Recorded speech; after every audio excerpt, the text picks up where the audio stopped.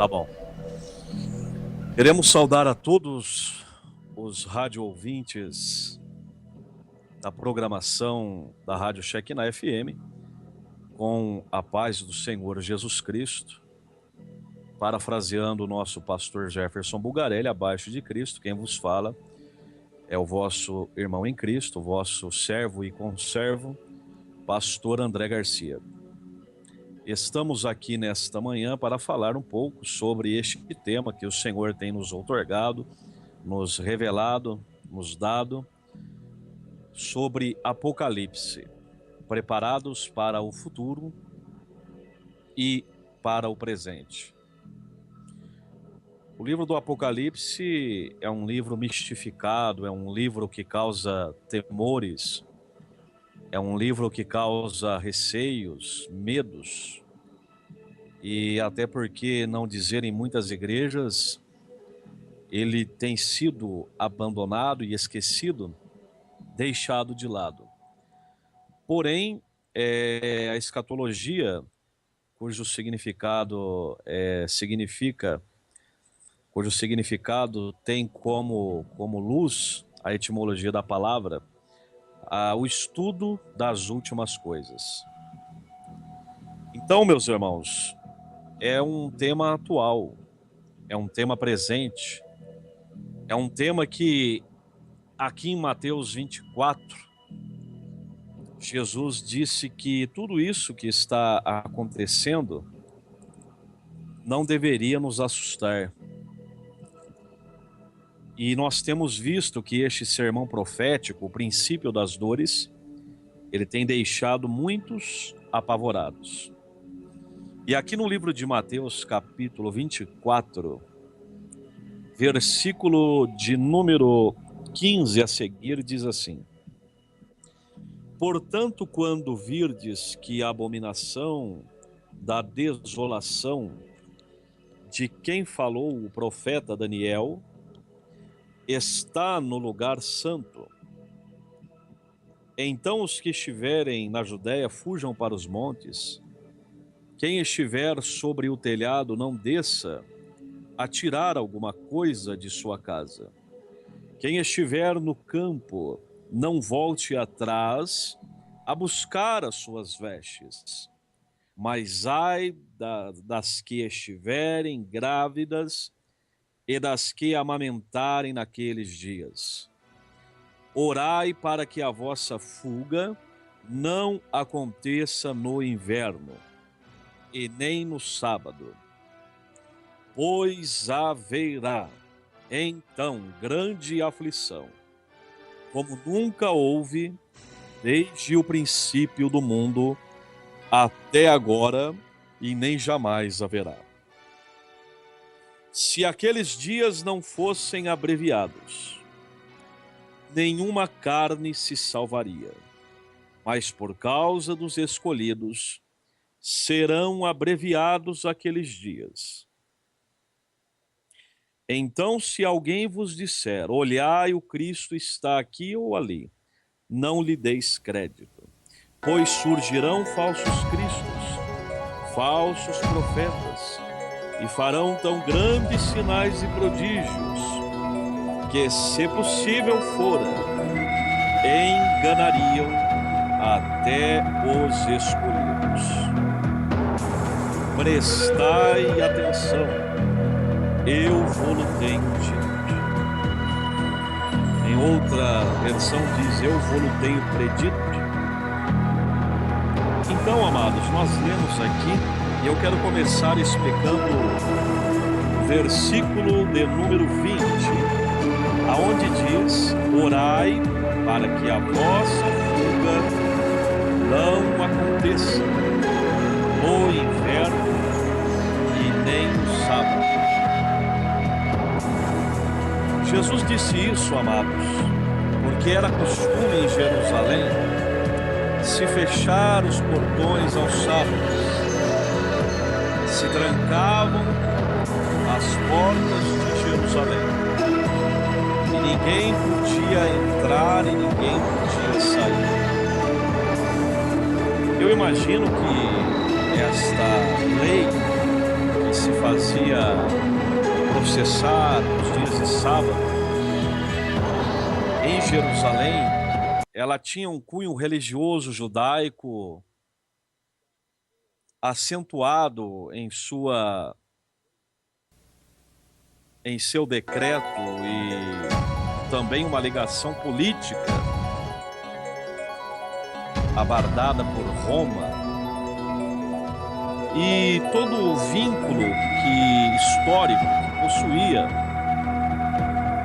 a ligação histórica e política que possuía naquele momento histórico de Israel com Roma.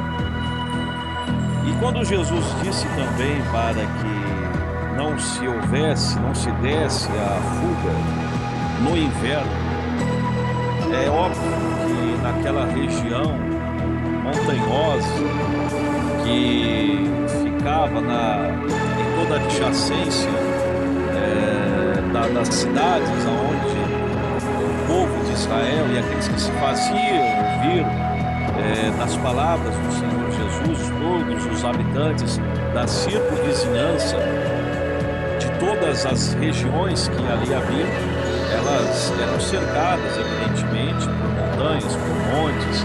Quem não se lembra do Salmo de número 125, dos montes de Sião, enfim, todos os montes que existem até hoje no Oriente e na Ásia Menor.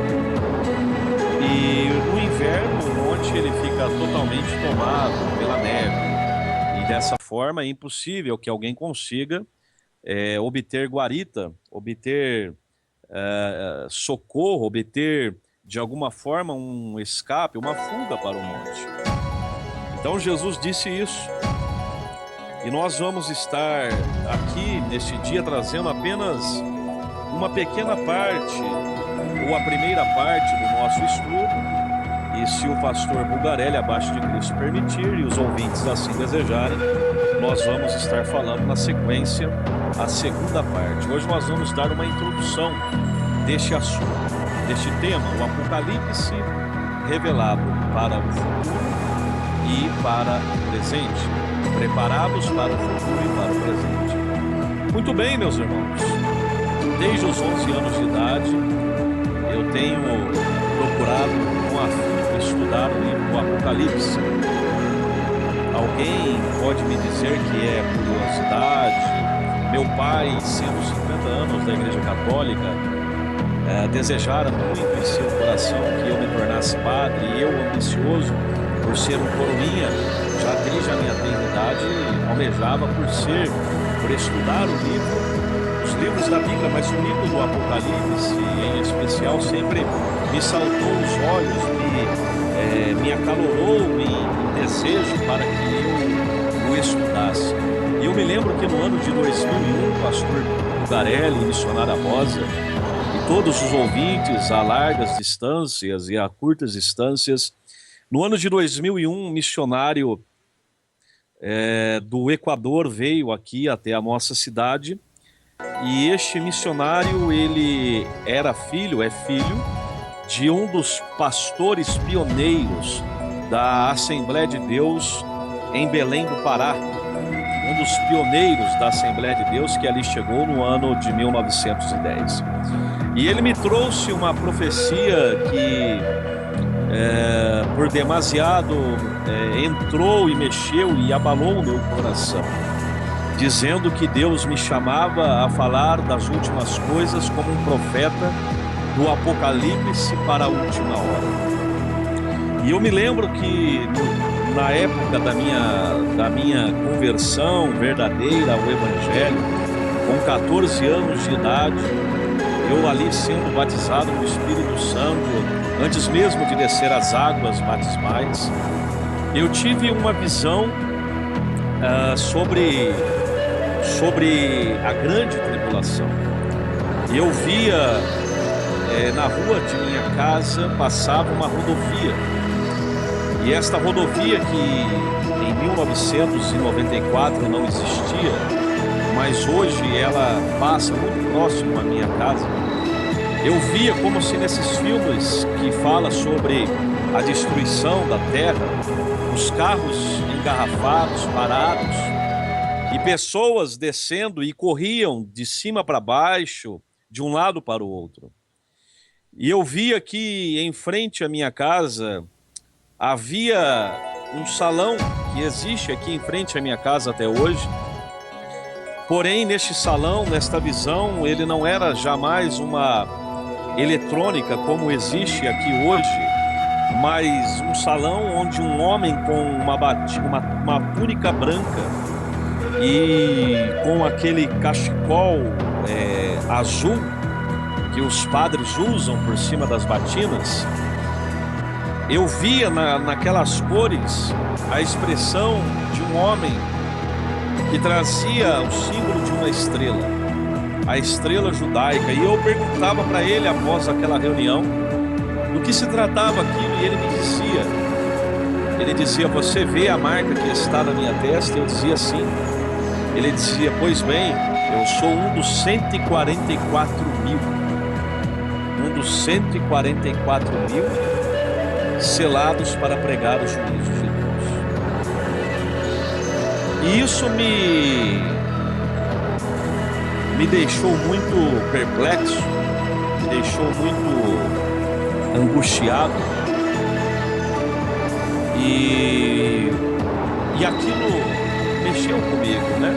E desde a minha adolescência eu tenho procurado fazer isso, estudar aquilo que se refere às últimas coisas.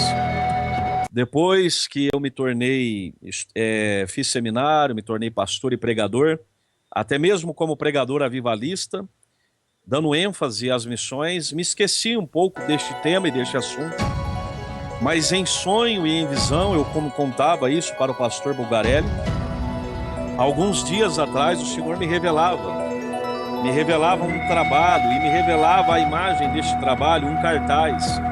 E eu enviei este cartaz para o pastor Bulgarelli e ele publicou até mesmo na página da rádio no Facebook.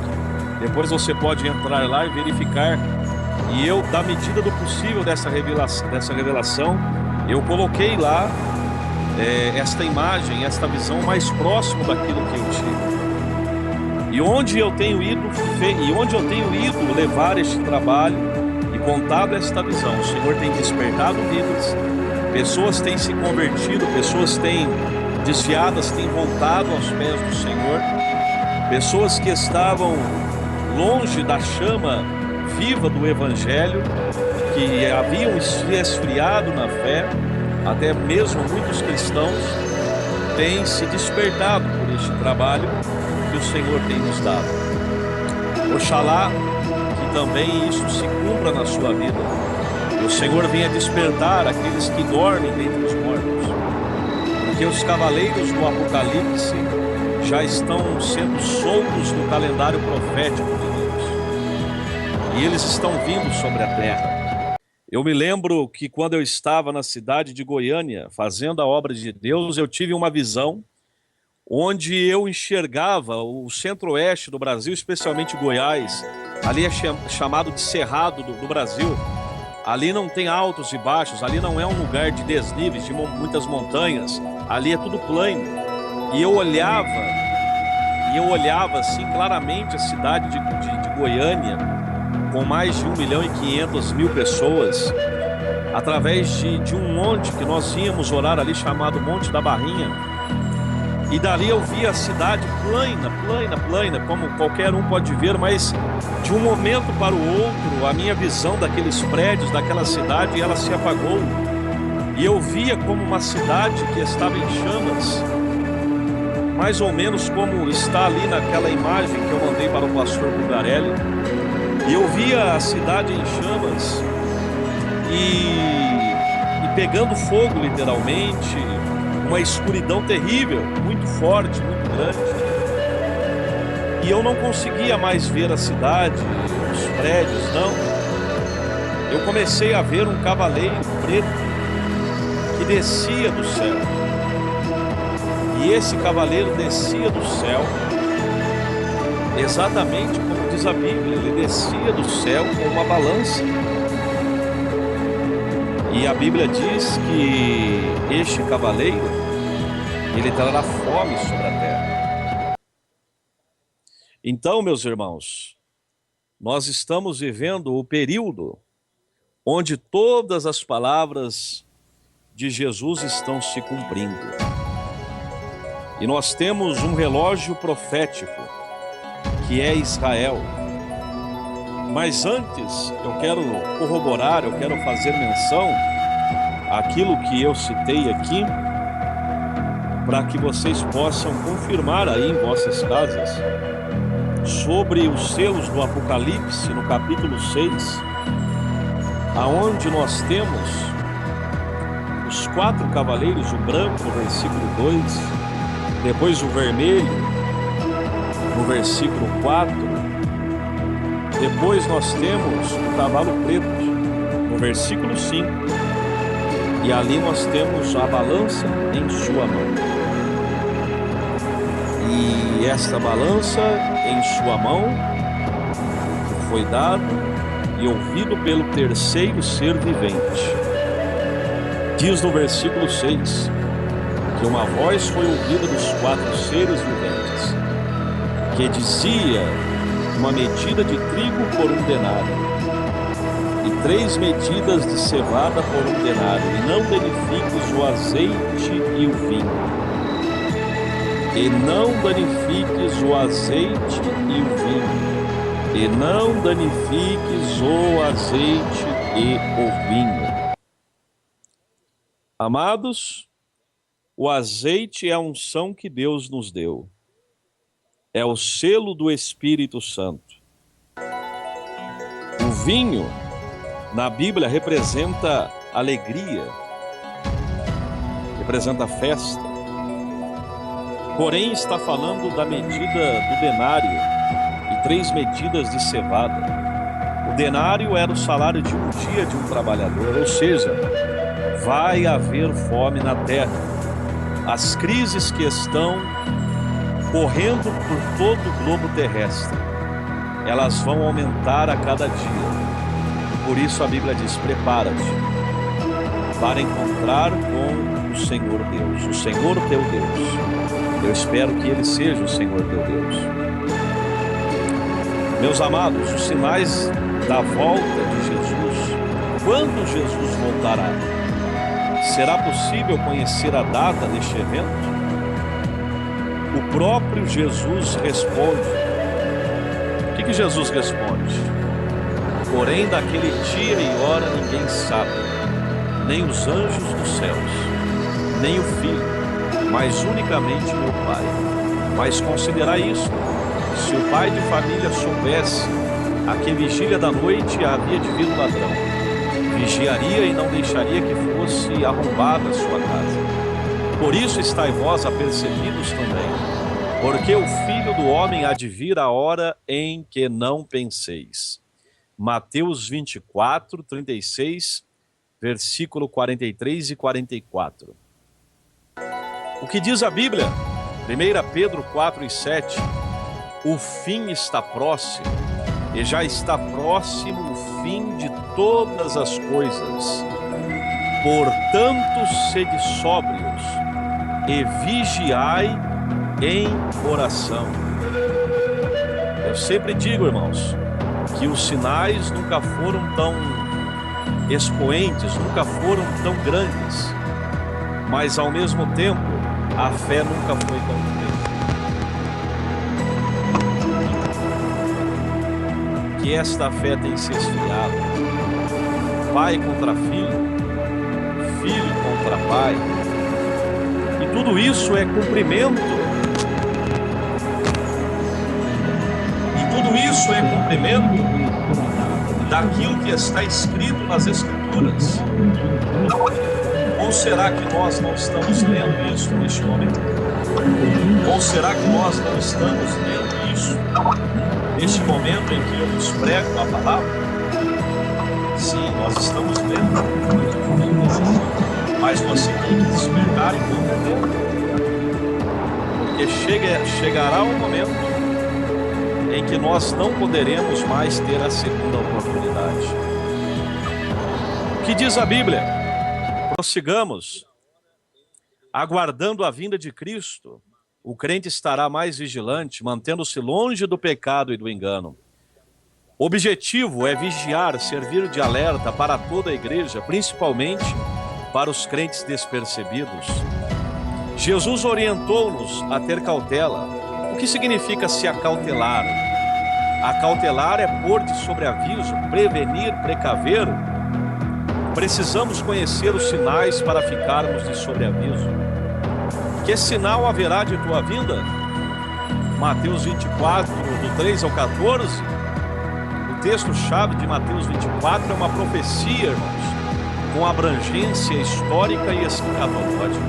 Em primeiro lugar, diz respeito a Israel e depois refere-se à igreja.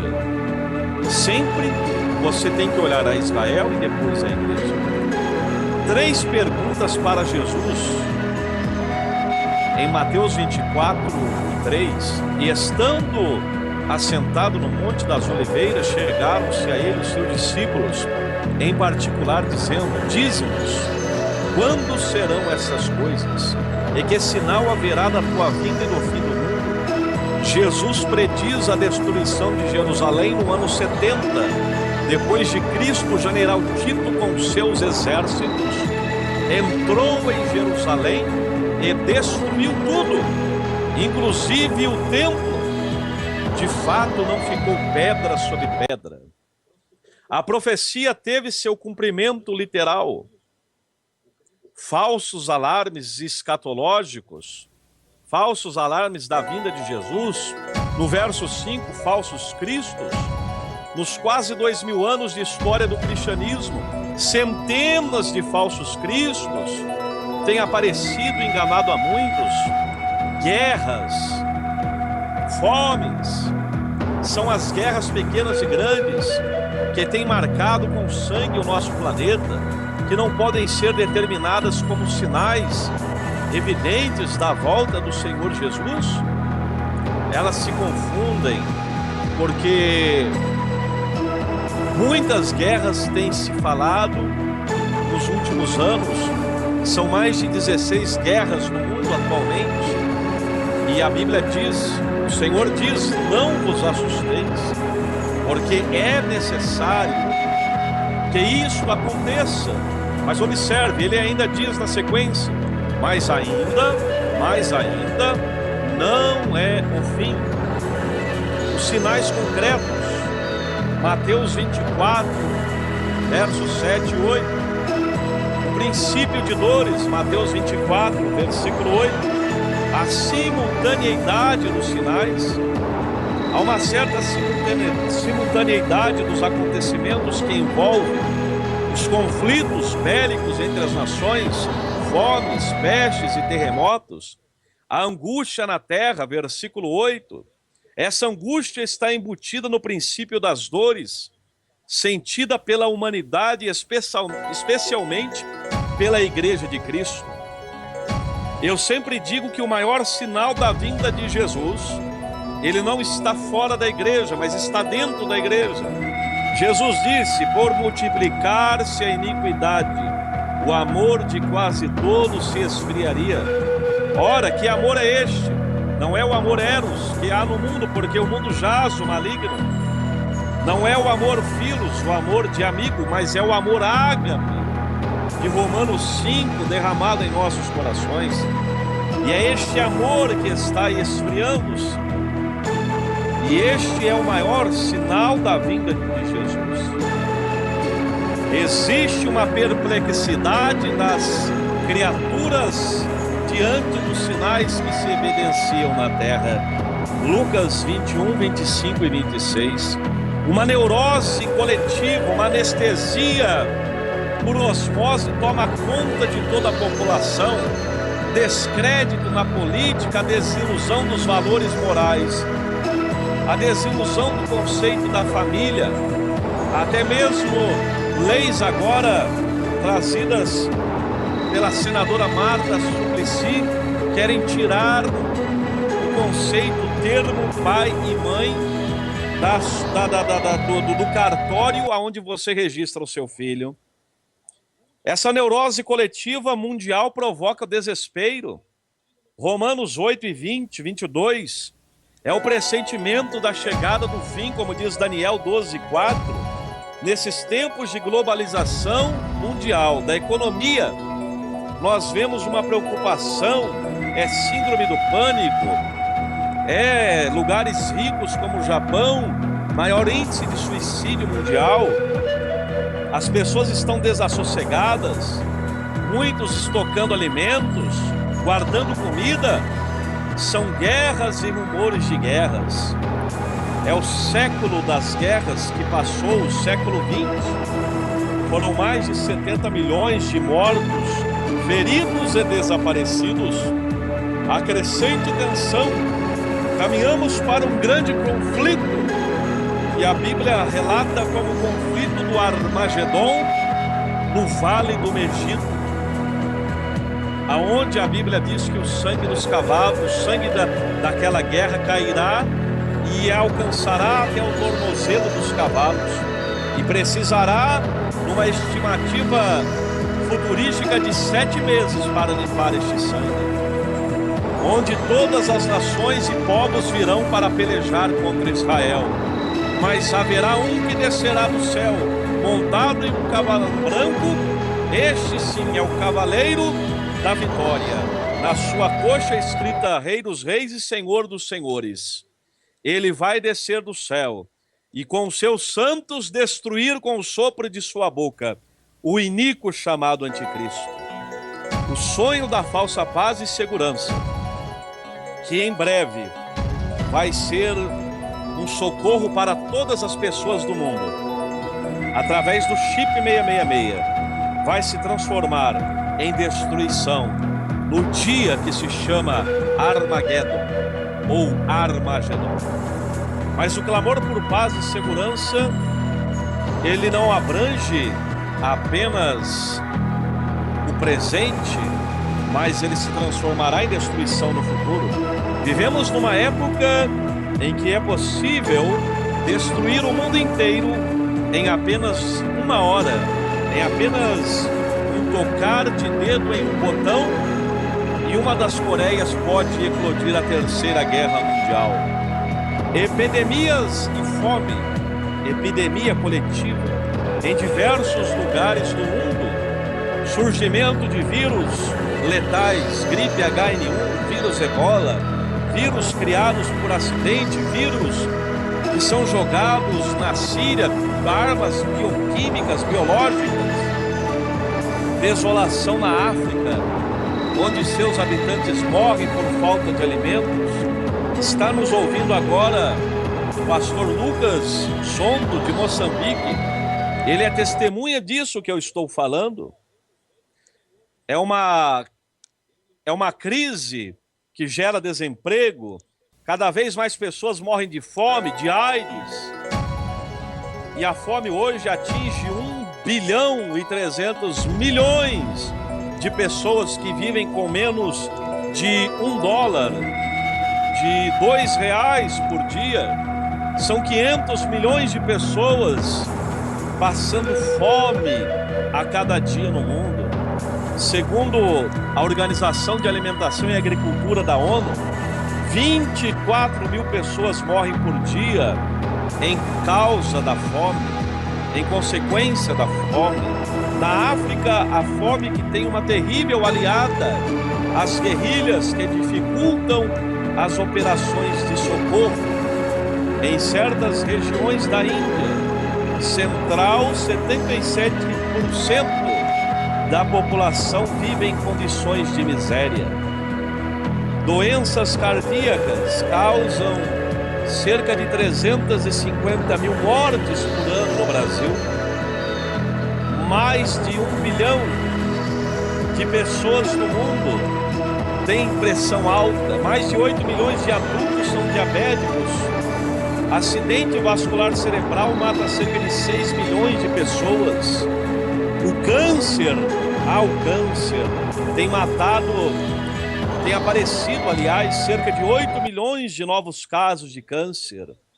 E segundo este que vos fala, irá dobrar até 2020. A malária tem matado 1.400 crianças por dia em todo o mundo. Jesus disse que haveria pestes e doenças. Números da morte, acidentes de trânsito, são 40 mil mortes por ano no Brasil. Cerca de 1 milhão de pessoas morreram na guerra do Iraque e até já enforcaram e mataram Saddam Hussein.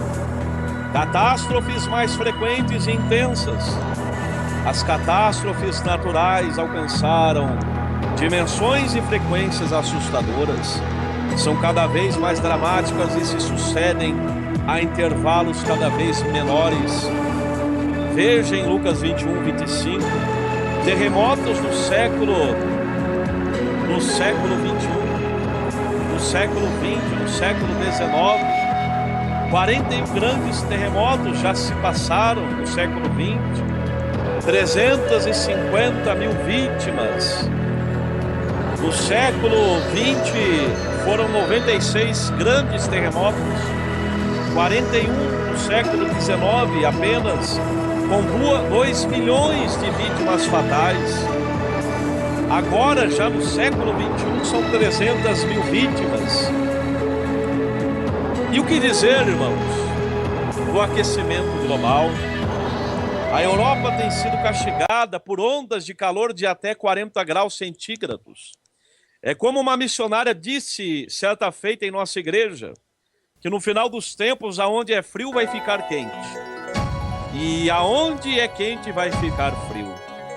Está se cumprindo também a profecia de Amós 5:14, que nos últimos dias todas as cidades diriam: ai, ai. Hoje não há paz, não importa se é na cidade grande ou na cidade pequena. Mas voltando, o número de desertos aumenta a cada dia, os furacões, a destruição, as calotas polares têm se desraigado, são mais de 1.000 pedaços de uma tonelada. Eu me lembro que há 20 anos atrás eu estive no litoral norte de São Paulo. Está aqui o pastor Bugarelli, que não me deixa mentir. E hoje, quando nós voltamos ao mesmo litoral norte, de onde vem a família de minha esposa, em Ubatuba, Caraguatatuba, você não acredita, as praias estão cada vez mais próximas da cidade, do continente. E Jesus disse que haveria bramido nos mares. O que é isso, senão o crescimento da metragem marítima que está para engolir as cidades, os tsunamis, o aumento da ciência, invenções humanas. A humanidade tem feito nesse último século mais progresso em ciência do que em toda a história. O homem demorou quase 2.000 anos para descobrir como seu maior feito a roda, a embarcação, mas em apenas um século nós fomos desde a lâmpada de Graham Bell até o telefone de Thomas Edison, até a clonagem em 1997 da ovelha Dolly. O que significa isso? É que a ciência se multiplicaria. O que diz Daniel 12:4? Tu, porém, Daniel, cerra as palavras e sela o livro até o fim do tempo, porque muitos correrão de uma parte para outra, e a ciência se multiplicará. Globalização, ecumenismo, iniquidade, apostasia, depreciação da Bíblia, hipocrisia, rebelião. Tudo isso são sinais da vinda iminente de Jesus Cristo. Outrora os crentes se saudavam: viva-se hoje como se Cristo voltasse amanhã. Mas eu posso afirmar de olhos abertos que hoje devemos nos saudar. Vivamos hoje como se Cristo voltasse agora. A economia globalizada, o sistema econômico mundial, uma verdadeira teia de qual ninguém mais pode escapar. E é possível que esse sistema desabe de uma hora para outra. Atualmente, uma crise em qualquer lugar do globo já abala o mundo inteiro. Uma prova disso é a União Europeia e a internet.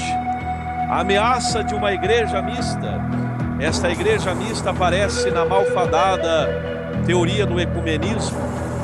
Uma teoria falsa, porque vem de encontro à unidade da igreja cristã, mas é a unidade baseada no sangue de Jesus, sem mistura com ídolos pagãos.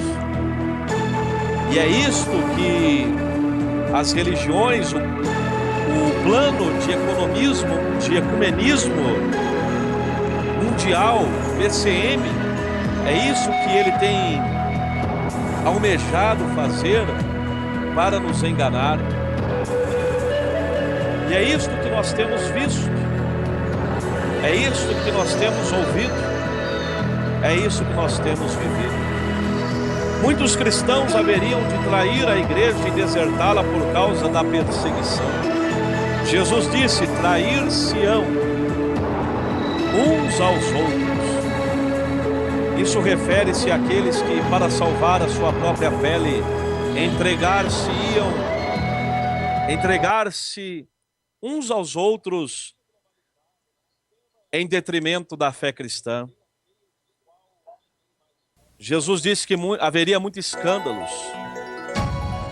Jesus disse que haveria multiplicação da iniquidade.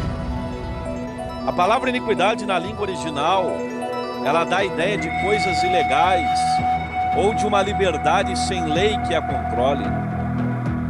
Quando Jesus declarou que a iniquidade se multiplicaria, estava antevendo a realidade de nossos dias. A tendência para a ilegalidade, a sua prática tem sido comum até entre cristãos. O aumento da iniquidade, da violação dos princípios da família, se afetaria esse sentimento de relação com Cristo. O zelo e o desejo pela casa de Deus se perdem quando o coração é iníquo. E a iniquidade está relacionado sim à legalização do aborto, à legalização da maconha, ao crescimento de valores homossexuais, corrupção crescente em todas as esferas, a escalada da violência, tráfico de drogas, banalização de valores familiares e morais. Qual é a característica dos últimos tempos? 1 Timóteo 4, 1 ao 5. Mas o Espírito expressamente diz que nos últimos tempos apostatarão alguns da fé, dando ouvidos a espíritos enganadores e a doutrinas de demônios. A apostasia constitui-se no abandono premeditado e consciente da fé cristã. É uma característica marcante dos últimos tempos. É um dos mais fortes sinais concernentes à volta de Cristo. Lucas 18, 8, 1 João 2, 18, a Bíblia diz: filhinhos, é já a última hora. 1 Pedro 4, 7 diz que nós estamos no tempo do fim, que já é chegado o tempo. 2 Tessalonicenses 2, 7. Apostasia, qual é a definição de apostasia? É definido como decaída, deserção, rebelião, abandono, retirada, afastar-se daquilo que antes outrora se estava ligado. Apostatar significa cortar o relacionamento salvífico com Cristo, apartar-se da união vital com Ele e da verdadeira fé nele.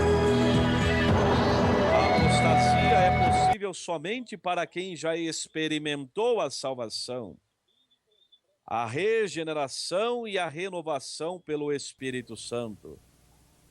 Lucas 8 e 13, Hebreus 6, 4 e 5. Vede, irmãos, que nunca haja em qualquer um de vós um coração mau e infiel para para se apartar do Deus vivo. Isso está em Hebreus 3, versículo 12. Apostasia na igreja, apostasia teológica, é a rejeição de todos os ensinos originais de Cristo. 1 Timóteo 4:1, 2 Timóteo 4:3, apostasia moral, comportamentos contrários à santidade requerida por Deus em sua palavra. Aquele que era crente deixa de permanecer em Cristo. Olhai para que isso não aconteça com cada um de nós. Aquele que era crente deixa de permanecer em Cristo, a ser escravo do pecado e da imoralidade. Pois você pode ler aí em Isaías, capítulo 29, versículo 13, Mateus 23, 25 a 28, Romanos, capítulo 6, versículo 15 ao 23. Eu não tenho pressa, irmãos. Em Apocalipse, para falar deste assunto tão profundo e eficaz, nós temos que entender o que estamos falando, o que estamos ouvindo, porque, como eu disse, é apenas a primeira parte, nós nem entramos ainda em Apocalipse. Em Apocalipse nós temos muitos aprofundamentos. Não podemos falar de qualquer maneira deste assunto. Você sabe, meu irmão e minha irmã, que um dos maiores sinais da vida de Jesus, além da apostasia, da iniquidade, é a reconstrução do templo de Salomão. E o templo de Salomão, ele já está em um projeto que os judeus eles têm pronto este projeto, ao qual eu vendo um judeu falando sobre isso. Eles têm um projeto para que em 3 dias o templo de Salomão seja reconstruído. Eles já lançaram até mesmo a pedra fundamental. Isto não é cumprimento da Escritura Sagrada? Será que nós estamos preparados para que Jesus volte hoje? Nosso nome estará escrito no livro da vida. Muitos se preocupam em ter coroa no céu, mas eu não estou preocupado com a coroa. Eu estou preocupado com a pedra branca que me dará o novo nome e com a pedrinha que estará em cima da coroa. Porque a pedrinha em cima da coroa é galardão, é recompensa, é aquilo que você fez aqui na terra. Mas para complementar Mateus 24 neste dia, o apóstata, a apostasia do apóstata é aquele que abandona o evangelho da cruz, com o desafio de sofrer por Cristo, deixa de renunciar ao pecado, deixa de sacrificar-se pelo reino de Deus. Esta igreja atual, no fim dos tempos, é a igreja laodiceana, é a igreja de Laodiceia, é a igreja nem fria nem quente, é a igreja morta que o Senhor está a ponto de vomitar de sua boca, é a igreja casada com o mundo, é a igreja casada com o Estado, é a igreja casada com a nova era, é a igreja que tem que mandar 20% do que arrecada para a missionaria. Nós temos muitas igrejas que hoje estão mandando dinheiro para o ecumenismo, outras para a maçonaria. Não tem problema eu falar isso não, porque pecado não é pecador não é aquele que denuncia, mas é aquele que pratica. E ai de mim, se vamos pregar o evangelho, nós temos que falar a verdade, nada mais que a verdade. E Jesus disse que esta igreja, nos últimos dias, a igreja capitalista, a igreja mercantilista da fé, que só pensa na prosperidade, é a igreja de Laodiceia. É a igreja que não dá ibope se pregar a cruz, se pregar a salvação, se não fizer a campanha. É a igreja de Laodiceia. Em qual igreja você está inserido?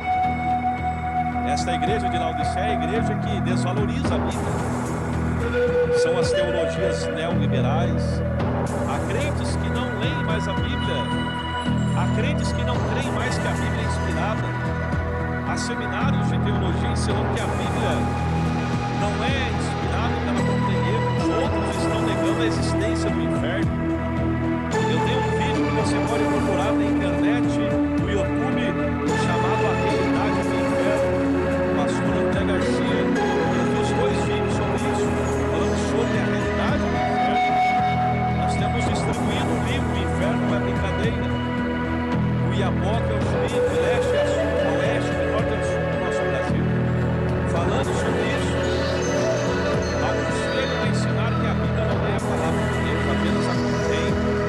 Meus irmãos, são os falsos ensinadores que a Bíblia diz, segundo Timóteo 3,16. Hipocrisia, insensibilidade.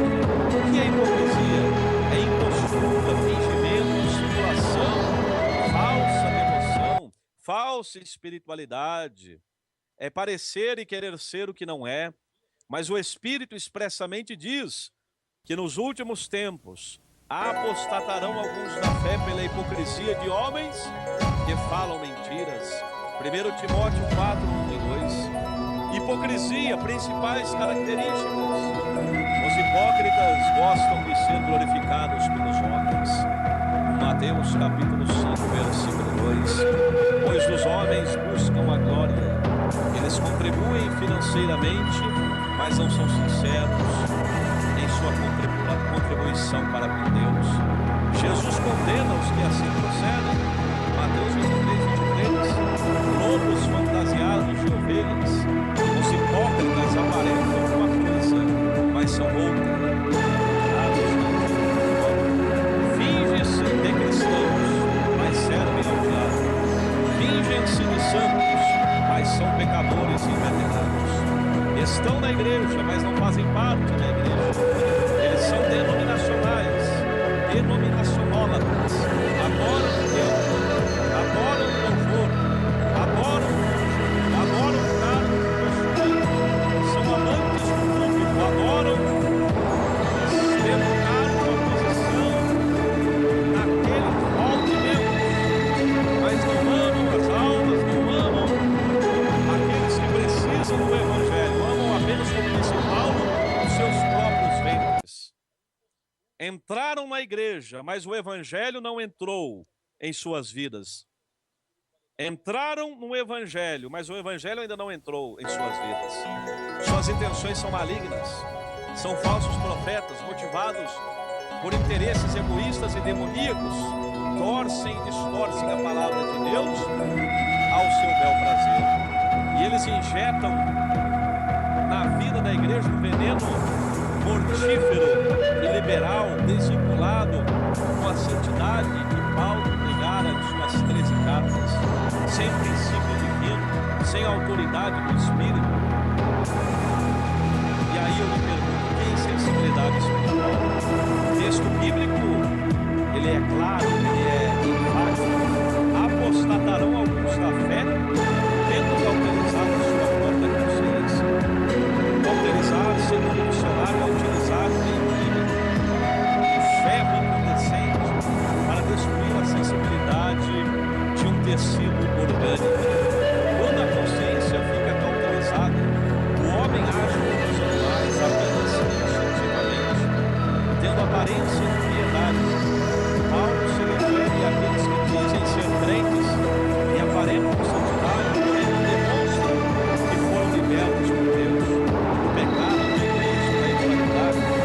As pessoas toleram a imoralidade nas suas igrejas, nas suas casas, deixam seus filhos serem criados pela babá eletrônica, assistindo demônios em desenhos demoníacos, como um demônio que eu expulsei certa feita de uma criança por nome Pikachu, que era do desenho Pokémon, que significa a origem da palavra espírito do demônio, que quando lançado mandou 13 mil crianças para o hospital no Japão em 1997.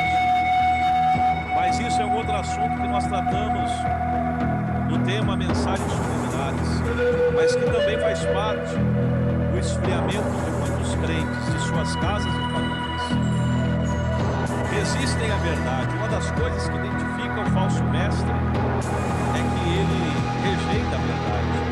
E pecado sempre é pecado. Martim Lutero, certa feita, disse em sua pregação que o pecado é como a vara, tem que ser feito diariamente, porque senão toma conta. Conta-se que uma jovem crente engravidara seu namorado e a mãe repreendeu a sua filha, levando o caso ao pastor. Uma irmã desaprovou aquela mãe e disse: você não deveria ter feito isso. Bastava sua filha ser encaminhada para um abortista, para o aborto, e estaria resolvido. Alguém pode esconder-se do pastor, mas Deus ninguém se esconde. O Salmo 139, versículo 7, o salmista diz: para onde eu irei? Cuidado com o relativismo moral. A Bíblia lida com valores absolutos. E são valores inegociáveis. O que é pecado, sempre é pecado. E o que a Bíblia diz? Homens amantes de si mesmo. Jesus ensinou que o maior dos mandamentos é amar a Deus de todo o coração, e o segundo, semelhante ao primeiro, é amar ao próximo como a si mesmo. Mateus 25, 35 ao 39. Nestes tempos trabalhosos, porém, o amor, o próprio amor, ele será egoísta, amando apenas aquele que lhe faz bem. Esse não é o amor ágape. Homens avarentos, diz lá o texto que nós lemos, Colossenses 3:5, diz que a avareza é idolatria. O pecado da avareza hoje ele é dominante. Hoje muitos cristãos têm adorado o Deus Mamon, têm adorado o dinheiro, e a Bíblia diz que é idolatria. Em Romanos 12, em Romanos 1:29, o pecado da avareza é arrolado juntamente com a prostituição e o homicídio. Eis porque a Bíblia adverte acerca dos falsos mestres que, movidos pela avareza, se utilizam de fábulas engenhosas para oferir lucros e enganar a igreja de Deus. Segundo Pedro 2:3-16, os falsos mestres e doutores são considerados malditos pela palavra de Deus. Segundo Pedro 2:14, homens presunçosos. O que é presunção? Provedor é vaidade, é ingratidão para com Deus. Ao prosperarem, então, coices, entre aspas, e viram as costas para Deus, Deuteronômio 32:15, eles passam a agir como se Deus não existisse, amam mais a vida presente do que os bens eternos e futuros. A Bíblia diz que são homens sem afeto natural. Nos últimos dias, o crente deve estar disposto a enfrentar uma quantidade muito grande de, como eu disse, apostasia, impiedade e iniquidade. Os filhos serão desobedientes a pai e mães, e os homens e mulheres não terão afeto natural. Pessoas que andam na rua, você não sabe se é homem ou se é mulher. Pessoas que não têm respeito pelo pai, mãe e autoridades. Esta palavra, traduzida sem afeição à família, se refere a desaparecimento de sentimento de amor e ternura natural.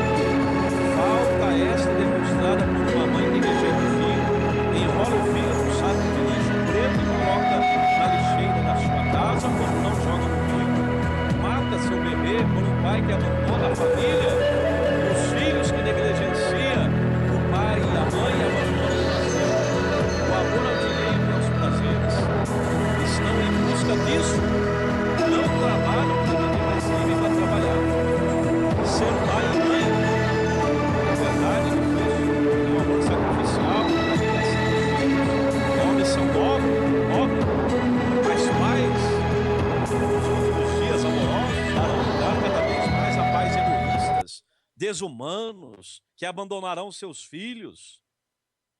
Abandono moral, a iniquidade é crime, e o crime são vistos hoje por toda parte.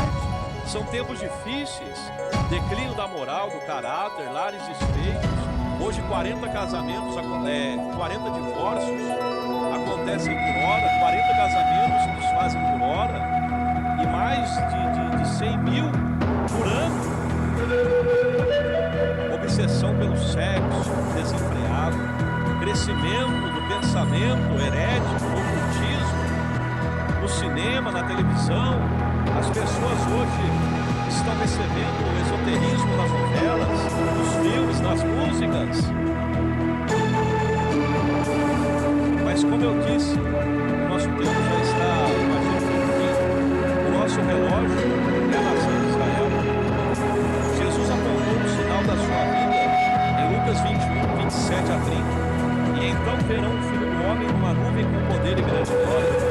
Ora, quando essas coisas começarem a acontecer, olhai para cima e levantai a vossa cabeça, porque a vossa redenção está próxima.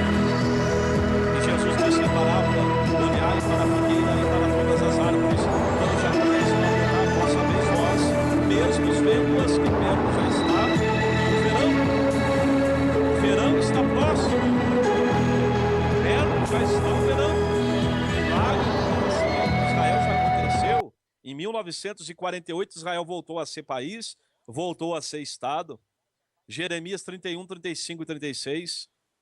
Assim, meus irmãos, como o aparecimento das folhas nas árvores é um sinal de que o verão está próximo, assim o surgimento de Israel como nação também é um sinal da vinda de Jesus.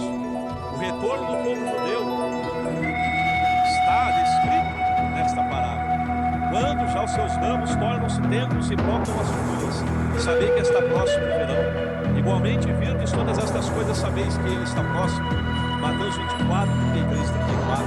Retorno dos judeus em 14 de 5, em 14 de maio de 48, o Estado de Israel é fundado, e com o voto de um brasileiro, o Brasil está literalmente ligado à nação de Israel. O voto que fez Israel se tornar Estado de Minerva, o voto final, chamado voto de Minerva, foi do chanceler brasileiro Oswaldo Aranha. Pode acaso nascer, diz a Bíblia, uma terra num dia só? Isaías 66, 8 se cumpriu em 14 de maio de 48. Proclamação mundial do Evangelho. Jesus disse que o Evangelho será pregado em todas as nações e então virá o fim. Ainda falta muito, mas hoje, com o advento da internet, os dias modernos, nós sabemos que a pregação está quase chegando ao fim. Portanto, vigiai, porque não sabeis o dia e nem a hora que virá o vosso Senhor. Os sinais apontam para o anticristo. Todos os sinais, além de apontarem para a vinda de Cristo, mostram que ele já está próximo, o anticristo. E esta é a palavra que eu tinha para vos trazer aqui esta manhã. E eu quero encerrar aqui mostrando uma estatística sobre a quantidade de terremotos que nós tivemos de 200 anos para cá. De 1885 a 1894 foram 69 e até 1924 foram 229. No século XX começamos com 141 terremotos e terminamos com 1553, sendo mais de 20 na magnitude, na medida da escala Richter, de 8 pontos na sua escala, ou seja, mais de 100 mil mortos em cada um. Eu quero encerrar ainda dizendo: rádio espectadores, rádio ouvintes, alarmes em todas as instâncias, abaixo do Cristo, diz o pastor Vigarão. Estava pregando em um bairro em Goiânia chamado Meia Leste, na Assembleia de Deus, Ministério de Vila Nova. E lá estava eu pregando uma mensagem de uma irmã por e o seu filho ali relatou que teve uma visão quando eu via que todos os computadores da sua escola aparecia uma frase em letra vermelha, garrafal, escrita a frase em todos os computadores, repetia-se a mesma frase: Jesus Cristo está voltando. E eu digo esta manhã, antes que ele volte, volte-se para ele primeiro. E deixo-vos aqui também esta manhã, Apocalipse 18:4. Retirai-vos dela, povo meu. Retira-te esta manhã de toda a idolatria, abominação, falso ensino, heresias. Se você é daqueles que creem na teoria e teologia da prosperidade, se você resume a sua fé em buscar a